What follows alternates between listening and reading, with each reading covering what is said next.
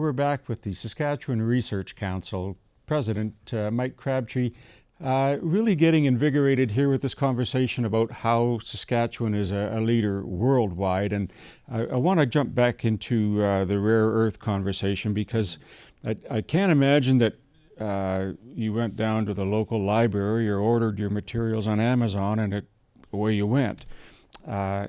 Shed some light on how this started, because as a research council, there must have been a blank piece of paper that you had to start with. Yeah, absolutely. This particularly really critical issue of rare earths and being able to produce rare earths effectively and efficiently out of China, and be able to utilize the future resources coming in, not only from Saskatchewan, but for the rest of the Canada, the ores. So we got sanction from our owner, the government of Saskatchewan, about 4 years ago, to start the design and construction of a rare earth processing facility. It is about a third the scale of a full-scale commercial facility. It's designed to prove out the technology, to prove out the market, and make sure that we can be competitive on world markets with these types of products. So we started the design process, and we realized that we required a whole bunch of equipment. It's a large-scale plant. It's hundreds of thousands of square feet of plant. It's big. Yeah. And everybody who looks at this, where do you get your equipment from? Well, you go to China. So we went to China, and we got some very good quotations on the equipment that we would require. But unfortunately, actually it turns out to be fortunately, the Chinese brought in an export control law which says we won't sell this type of equipment to anybody apart from our friends, and apparently we didn't qualify in that. So we did what Saskatchewan Research Council has done for the last 75 years, and you remember we've got a lot of farmers, engineers on site, which is to stand back, look at the problem, and say, you know what, there's a better way of doing this. And what we have done is we've built the most environmentally sustainable, efficient, and automated control system for rare earths production in the world, bar none. It is way ahead of anything else that has been developed. And I'll give you an example of this. One of the core parts of the process is separating these rare earths, and there are 17 of these rare earths that you want to separate into the individual minerals. That separation process is very, very involved. It's typically been very manually intensive to do that. So in China, a facility like this would operate with 80 people and be very damaging to the environment, lots of discharge of chemicals. Our system recycles all of the chemicals, and rather than using 80 people, it operates with 4 people and an artificial intelligence system that controls the whole process. The advantage of that is, apart from the environmental efficiencies, which are huge, is the fact that we can produce these rare earths competitively with the Chinese, and that's something that's going to be really important as we move forward. So we've designed a plant that is state of the art, that is competitive, and addresses the market needs, the global market needs. And what our objective is, because we catalyze things in SRC, is to bring investment in to build out that sector. That's what the government of Saskatchewan wants to see, that this being leveraged to create investment in the province. And investment equals jobs and growth. It's must be hard with the effort going in to be out front all the time, and it's also a pleasure to hear that Saskatchewan is again at the forefront in this industry. What I'm getting from this, and now if we look at some of the nuclear side of things, this has tremendous potential for the north and south in Saskatchewan, in industry and in some of the indigenous communities up in the northern part. What is on the horizon for them? I think that nuclear in this province as a whole is going to be transformative to our excuse me. It's going to be transformative to northern communities, northern industry, but also it is, in the broader sense, it's going to be transformative to our ability to achieve the net zero goals that we're committed to by 2050. And let me explain that there are 2 types of nuclear reactor that are being considered for this province. The first are the larger scale nuclear reactors called small modular reactors that is being developed and by SaskPower.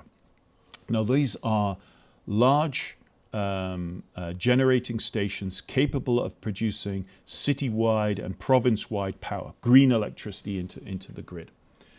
What we as SRC are looking at are much smaller nuclear batteries. They are about a 50th of the scale of what SaskPower is looking at. And these are designed to operate specifically for smaller communities, smaller northern communities, or for northern mine sites, and to produce both heat and power. So think of these as nuclear batteries. They physically look about 35 feet wide and about 10 feet high. So they are transportable.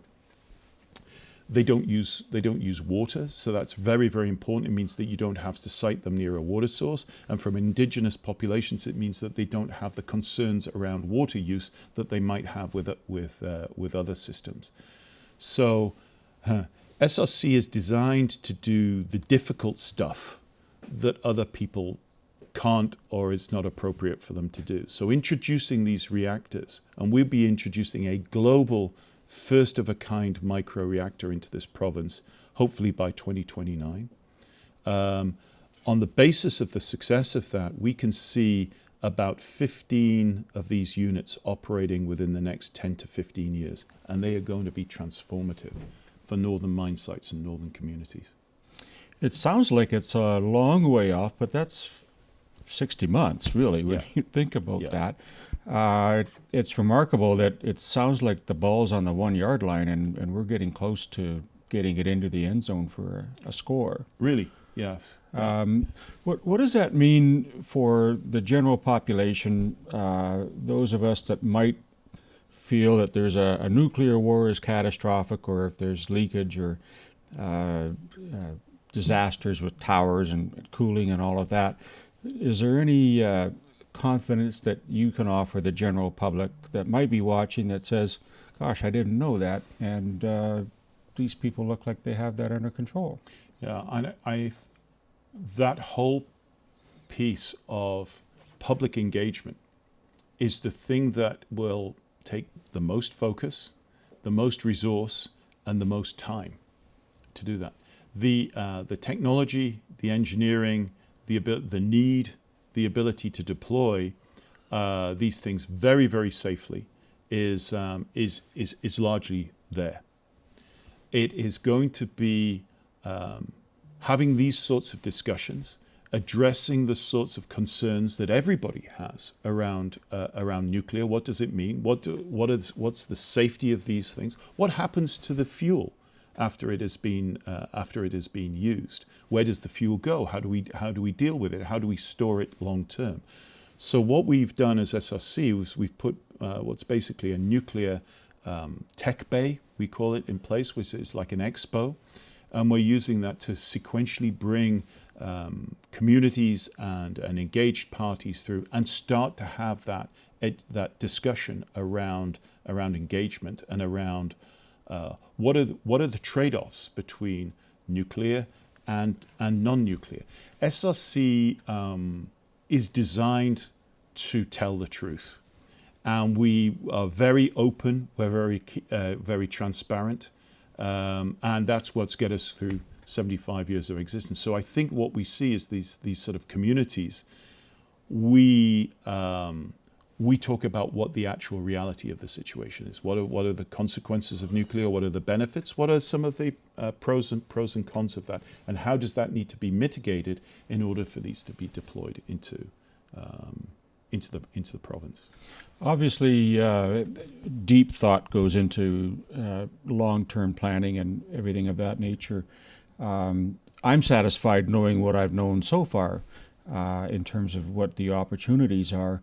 I don't know that a lot of us, just common people in the community, hearing what we hear and sourcing what we source for information, how can we not so much engage but get educated ourselves, because that wasn't a major topic when I went to school in terms of small nuclear reactors. So we may have a generation coming up behind us who are informed, but how do we mature people, get educated about what's happening in our community and what you're doing?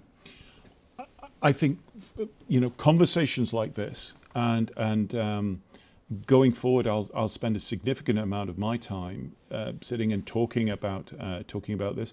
I think that there's a lot of good fundamental information on the Saskatchewan Research Council website, which I think we'll put up.